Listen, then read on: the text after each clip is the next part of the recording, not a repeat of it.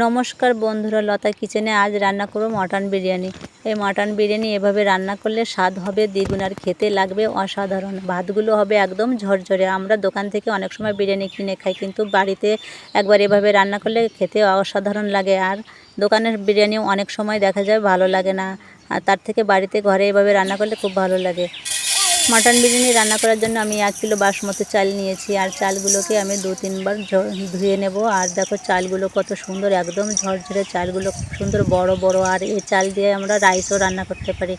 আর চালগুলোকে আমি 2-3 বার, যত সময় গলা জল থাকবে তত সময় আমি ধুয়ে নেব। আমি জল পাল্টে পাল্টে ধুয়ে নিচ্ছি চালগুলোকে। আর এই চাল দিয়ে বিরিয়ানি রান্না করলে খুব ভালো লাগে।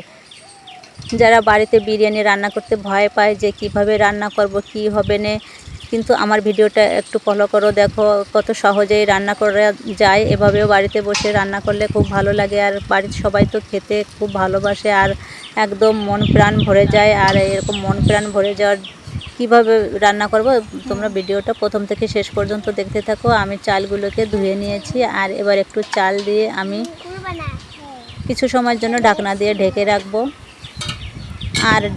আর এদিকে আমি উনুনটাও ধরিয়ে দেবো। উনুনটা ধরিয়ে দিয়ে আমি একটা হাঁড়িতে জল দিয়ে দিচ্ছি। হাঁড়ির জলটা একটু গরম হলে তারপরে আমি চালগুলোকে দিয়ে দেবো।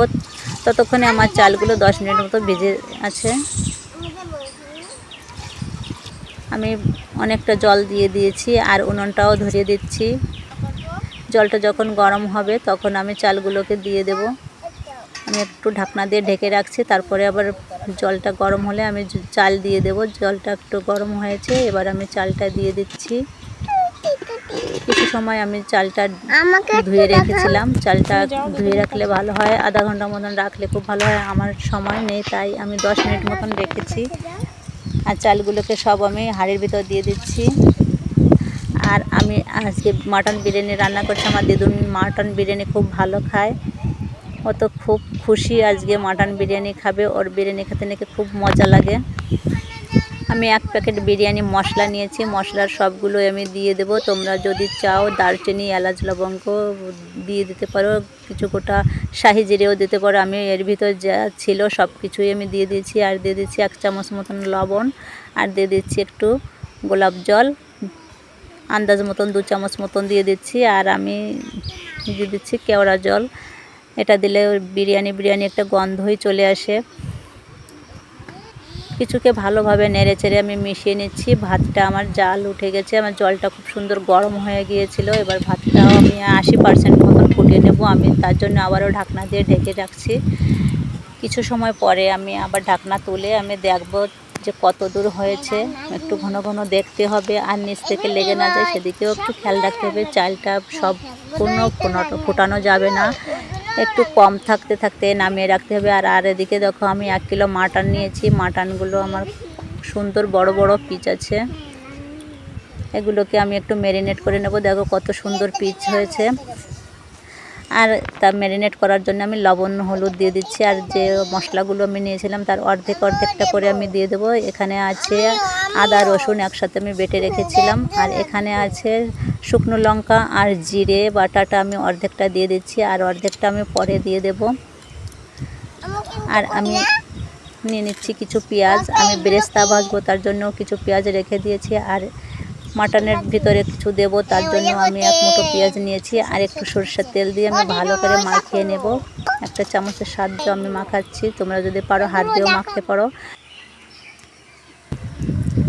আর দেখো আমার ভাতটা এদিকে হয়ে গেছে। আমি ভাতটা একটা ঝুড়িতে নামিয়ে নিচ্ছি। ভাতটা এভাবে একটা ঝুড়িতে নামিয়ে নিলে জলটা সব ঝরে যাবে, আর ভাতগুলো খুব সুন্দর ঝরঝরে হবে। আর তোমরা চাইলে নেটেও ভাত নামাতে পারো, কি পাতলা কোনো ওড়না থাকলেও তাতেও নামাতে পারো। আমি ঝুড়িতে নামিয়ে নিয়েছি। আমি এর উপর দিয়ে আমি আবার একটু হালকা একটু লবণ দিয়ে দিচ্ছি।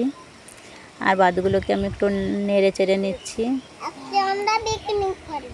তাহলে ভাতগুলো দলাভাব থাকবে না, আর একদম ঝরঝরে হবে। আর আবার আমি উনুনটা ধরিয়ে দিয়ে আমি কড়াইটা বসিয়ে দিয়েছি। এবার আমি মাটনটা রান্না করব। আমি প্রথমে আলুগুলোকে ভালো করে ভেজে নেব, একটু লাল লাল করে ভেজে নেব। আর মাটনের আলু একটু বড় বড় করে নিয়েছি। এভাবে রান্না করলে মাটনের আলুগুলো খুব সুন্দর গলে যায়, একদম মোমের মতন গলে যায়। আলুগুলোকে আমি সুন্দর করে লাল লাল করে ভেজে নেব। আলুর ভিতর আমি একটু লবণ আর সামান্য একটু হলুদ দিয়ে দিচ্ছি, তাহলে রঙটা একটু খুব ভালো আসবে। এবার একটা খুন্তি দিয়ে আমি নেড়ে নিচ্ছি। আলুগুলোকে ভাজা হয়ে গেছে, কিছু সময় ধরে ভেজেছি। এবার আলুগুলোকে আমি নামিয়ে নিচ্ছি। যেহেতু মাটন বিরিয়ানি হবে আর মাটন মাংসটা রান্না করতে একটু সময় লাগে, আমি দিয়ে দিচ্ছি কয়েকটা গোটা জিরে, দিয়ে দিচ্ছি পেঁয়াজ,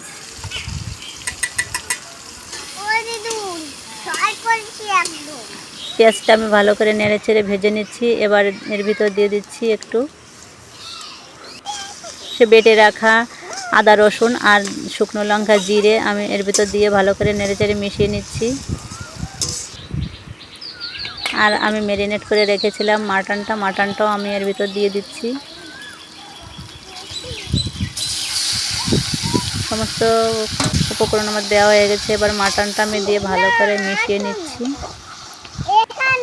মাটনটা তোমরা একটু সময় ধরে রান্না করবে, অন্তত আধা ঘন্টারও বেশি যদি পারো, তাহলে মাংসটা খুব সুন্দর গলে যাবে। একটু সময় করে রান্না করলে খেতেও খুব ভালো লাগে। হাঁস মুরগি মাংসর মতন কিংবা পোলট্রির মাংসের মতন মাটন রান্না করলে হয় না। মাটনটা রান্না করতে একটু সময় লাগে, একটু ঢেকে ঢেকে উনুনের আঁচটা সামান্য একটু কমিয়ে দিয়ে একটু সময় ধরে মাটনটা কষা নিতে হয়। আর আমিও অনেক সময় কষিয়ে নিয়েছি। আর এর ভিতর আলুগুলো দিয়ে দিচ্ছি, কেননা আলু একটু বড় করে কেটেছি। আলুগুলো এর ভিতর থাকলে একটু তাড়াতাড়ি গলে যাবে, আর যখন ঝোলে দেবো তখন তো গলবেই। আর এদিকে আমি কিছু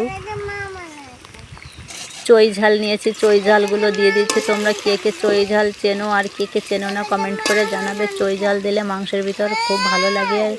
যখন মাংসটা খাবে তখন চই ঝালও একটু খেয়ে দেখবে, খুব সুন্দর লাগে। আমি মাটনটা প্রায় 20 মিনিট মতো কষিয়ে নিয়েছি।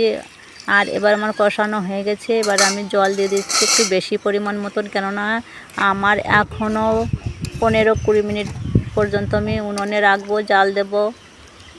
ঝোলটা একদম কমে আসবে, তখন আমি নামিয়ে নেব। আমার মাটনটা খুব সুন্দর গলে গেছে। আর আমি আবারও ঢাকনা দিয়ে ঢেকে রাখছি। ঢেকে আমি অনেক সময় ধরে রান্না করব। আমি আবারও বলছি বন্ধুরা, মাটন মাংসটা একটু সময় ধরে রান্না করতে হয়, তাহলে স্বাদটাও খুব সুন্দর আসে। অন্য মাংসর থেকে মাটন মাংসটা রান্না করতে একটু সময় লাগে। আজকের পরিবেশটা দেখো কেমন আছে, একটু মেঘলা মেঘলা হয়েছে। আর এদিকে আমার মাটনটাও হয়ে গিয়েছে। আর এদিকে হাঁড়িতে আমি মাটনটা আমি নামিয়ে নিয়েছি। হাঁড়িতে আমি একটু ঘি দিয়ে দিয়েছি, যেহেতু আমার দম দিতে হবে। হাঁড়ির নিচে যদি একটু ঘি থাকে ভাতগুলোও লেগে যাবে না, আর সুন্দর একটা স্মাইল গন্ধ আসবে। ভাতগুলো সুন্দর ঝরঝরে হয়েছে। তোমরা যদি চাও মাংসটা আগে রান্না করবে তাহলেও হয়, আর ভাতটা পরে রান্না করবে তাহলেও হয়। আমি ভাতটা আগে রান্না করেছি আর মাটনটাও রান্না করে এবার আমি ভাতগুলোর সাথে মাটনটা দিয়ে দিচ্ছি।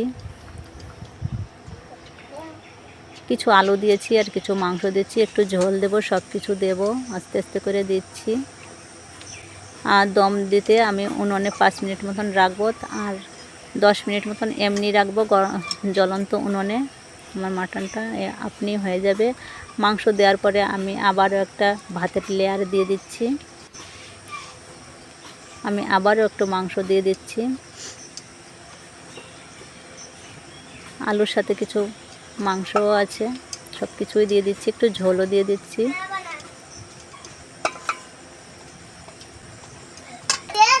আমি আবারও কিছু ভাত দিয়ে দিচ্ছি। ভাত দিয়ে আমি উপরে আবারও কিছু মাটন টাটন দিয়ে দিয়েছি।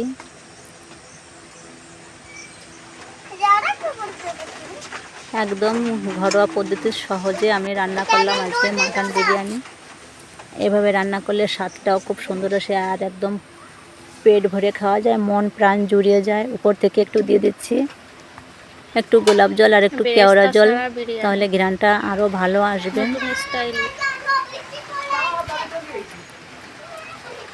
সব কিছু দেওয়া হয়ে গেছে। এবার আমি একটু বিরিয়ানি মশলা দিয়ে দিচ্ছি, আর একটু দিয়ে দেবো মিঠা আতর। মিঠা আতরটাও দিলে খুব সুন্দর ঘ্রাণ আসে। তোমরা চাইলে একটু দুধ দিয়ে দিতে পারো, কিন্তু আমার কাছে আপাতত এখন দুধ নেই, আমি এমনিতেই দিয়ে দিচ্ছি। আর ছোটো একটা ঢাকনা দিয়ে ঢেকে আমি গরম উনুনে রেখেছি, 5 মিনিট মতন জাল দিয়েছি, তারপরে আমি 10 মিনিট মতন এমনি রেখেছিলাম। আর আমার মাটনটা দেখো কালারটা কত সুন্দর হয়েছে, আর রান্না হয়ে গেছে। আমি একটা থালায় নামিয়ে নিচ্ছি।